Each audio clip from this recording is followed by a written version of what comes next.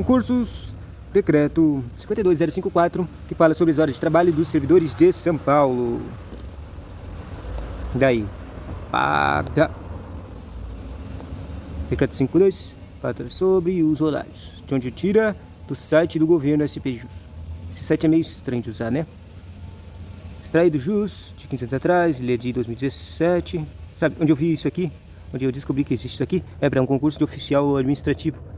Eu acho que era auxiliar administrativo. E nesse concurso de auxiliar administrativo estava esse decreto aqui. Só que ele estava falando que era para 2000, ele era de 2017. Ou seja, no trequinho. Na verdade era no jornal, então a gente estava errado. Daí, vamos lá. Questões sobre o horário de trabalho e registros de pontos, servidores públicos, estaduais da administração direta das autarquias, das conselhidas, a legislação relativa às entradas e saídas, serviços e as providências relatadas. Artigo 1. O horário de trabalho e o registro de pontos de servidores públicos estaduais da administração direta e das autarquias obedecerão às normas estabelecidas neste decreto. As unidades administrativas públicas estaduais deverão manter durante todo o período de funcionamento servidores para garantia de prestação de serviço que lhes sejam afetos. As unidades que prestam atendimento direto ao cidadão deverão manter ininterruptamente servidores garantida a prestação de serviços e observar a escala de horário estabelecida pela chefia imediata, a fixar um local visível ao público e publicar nos meios de comunicação seu horário de funcionamento. As jornadas de trabalho, servidores sujeitos à prestação de 40 horas semanais, o serviço será cumprido obrigatoriamente em 2 períodos dentro de faixa horária compreendida entre 8 e 18 horas de segunda a sexta-feira, com intervalo de 2 horas para alimentação e descanso. Que louco isso aqui. 40 horas semanais.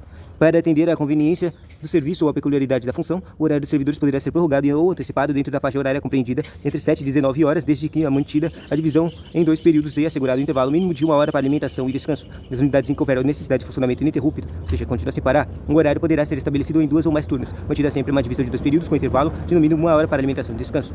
Nas unidades em que for por sua natureza, seja dispensável o trabalho aos sábados, domingos e pontos facultativos, ou seja, tipo a saúde, ou feriados, é facultado, sempre que possível, com o cumprimento do disposto neste artigo, em até 3 turmas distintas, observados o descanso semanal, remunerado em intervalos para alimentação e descanso. Para os fins previstos neste artigo, cabe ao dirigente do órgão determinar um sistema que melhor atender à conveniência e às necessidades do serviço. A jornada de trabalho de servidores, sujeitos à prestação de 30 horas semanais, correspondentes a 6 horas diárias de serviço, deverá ser cumprida dentro da faixa horária entre 7 e 19 horas, assegurado o intervalo mínimo de 15 minutos para alimentação e descanso.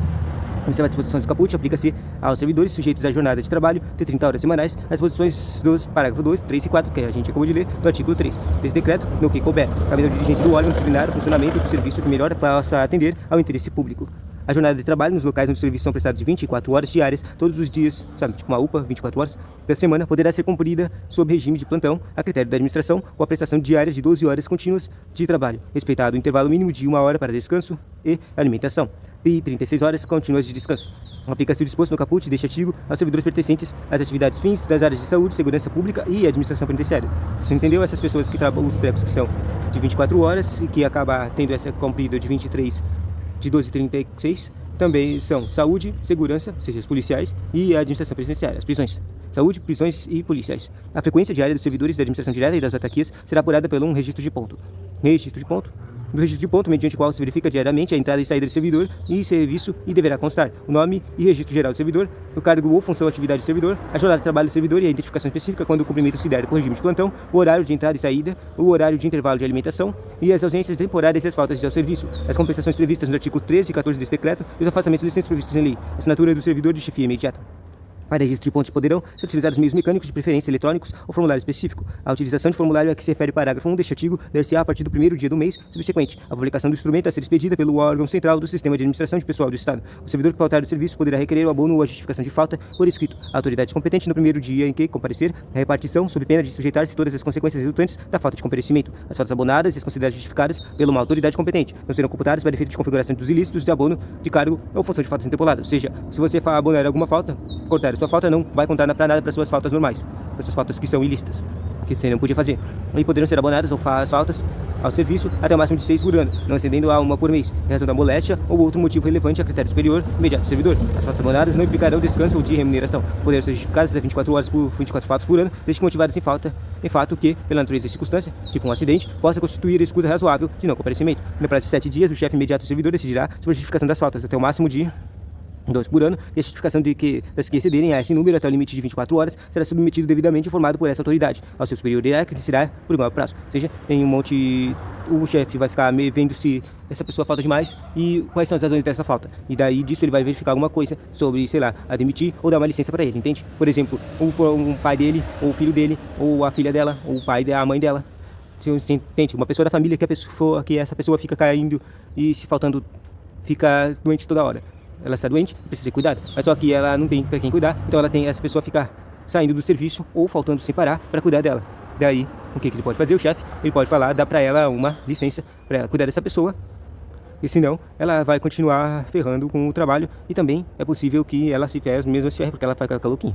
Bom, nos casos em que o chefe imediato será diretamente subordinado ao governador, a secretaria de Estado, só que, sabe, tipo, essa coisa de licença, na verdade, o chefe não pode dar, e a licença de razões pessoais, para, tipo, proteger, salvar alguém, a pessoa tem que requerer, tá? Mas o chefe pode, né, recomendar isso para ela. Então, por 7 dias, nos casos em que o chefe imediato será diretamente subordinado ao governador, ou um secretário, ou um procurador, ou um dirigente de autarquia, sua competência vai se estender até o limite de 24 faltas. Se lembra que aqui está falando que no normal é 12 faltas, um chefe imediato, quer dizer, um normal é 7 dias para o chefe imediato decidir sobre as coisas, mas só que se for um chefe mais alto de hierarquia, ele tem mais faltas para decidir. O carinha tem mais amplo o treco dele. O servidor perderá a totalidade de vencimento ou salário no dia dos casos em que trata o caput deste artigo. No caso de faltas sucessivas, certificadas, os dias intercalados, os sábados, domingos, feriados e aqueles em que não há expedientes serão computados para efeitos de descanso dos vencimentos de salários. O servidor perderá 1/3 do vencimento do salário do dia quando entrar em serviço dentro da hora seguinte à marcada para o início dos trabalhos ou retirar-se dentro da última hora do expediente. Aplica-se o disposto no caput deste artigo quando excedidos os limites fixados nos artigos 13 e 14 deste decreto e não afetadas as compensações neles previstas. Poderá o servidor, até 5 vezes por mês, sem descanso em seu vencimento, salário ou remuneração, entrar com atraso nunca superior a 15 minutos na unidade onde estiver em exercício, desde que compense o atraso do mesmo dia. Até o máximo de 3 vezes por mês, será concedida ao servidor autorização para retirar-se temporário definitivamente durante o expediente sem qualquer descanso, nem em seus vencimentos ou salários, quando o critério da chefia imediata for invocado. Motivo justo. A ausência temporária ou definitiva de que trata o caput deste artigo não poderá exceder 2 horas, exceto nos casos de consulta de tratamento de saúde previsto na lei. O servidor é obrigado a começar no mesmo dia ou nos 3 dias subsequentes o tempo correspondente à retirada temporária ou definitiva da que trata o caput deste artigo na seguinte conformidade. Se a ausência for igual ou inferior a 30 minutos, a compensação só se fará de uma só vez. Se a retirada se prolongar por período superior a 30 minutos, a compensação deverá ser dividida por um período não inferior a 30 minutos, com exceção de último, que será pela fração necessária a compensação total, podendo o servidor, a critério da chefia imediata, compensar mais de um período num dia só. Se não deu para entender essas coisas que está falando, é que basicamente, dependendo de quanto tempo você se atrasa, ele é considerado falta, entende? Então ele falou que se for mais de 2 horas que você se atrasou, é falta. Mas se não, você pode compensar no mesmo dia e não vai ser considerado falta, né? Bom, não serão computadas no limite de que trata o caput os períodos de ausências temporárias durante o expediente para consulta ou tratamento de saúde previsto de lei. Ou seja, se você está faltando mais algumas horas lá não está no trabalho, mas está no lugar de saúde, não é contado essa hora se você está na saúde. Opa! Entre as hipóteses de urgências previstas no caput, inclui-se a faculdade de o servidor retirar-se do expediente uma vez por mês, dispensada a compensação para finalidade específica de recebimento de retribuição mensal em instituições bancárias, desde que na unidade de trabalho não se mantenha agência bancária, posto ou caixa de atendimento eletrônico. Volta aqui. Basicamente, um servidor pode faltar para ir no banco. Mas por que tem essa disposição? Obviamente porque a droga dos bancos fecham muito cedo. Eles fecham entre as 4 horas. Normalmente, o horário de trabalho comum entre os trabalhadores é ficar até as 5 horas ou 4 horas. Ou seja, quando ele sai do trabalho já está fechado, porra. Então, por isso que tem essa repartição aqui. Retirar esse expediente uma vez por mês, e essa tirar uma vez por mês é uma folga abonada que normalmente tem. Quem normalmente tem aqueles carinhas que a gente falou que tem 12 horas ou 36 horas que trabalham. Mas tem os normais, também tem faltas abonadas que eles podem requerer depois de uma certa quantidade de horas de trabalho. É normal isso.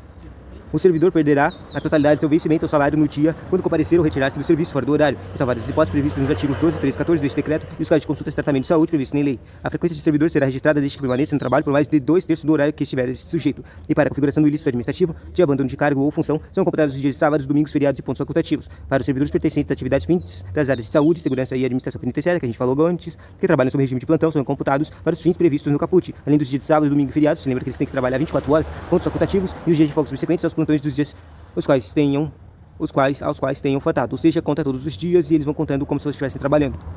O servidor estudante, nós temos o artigo 121, esse aqui é interessante, né?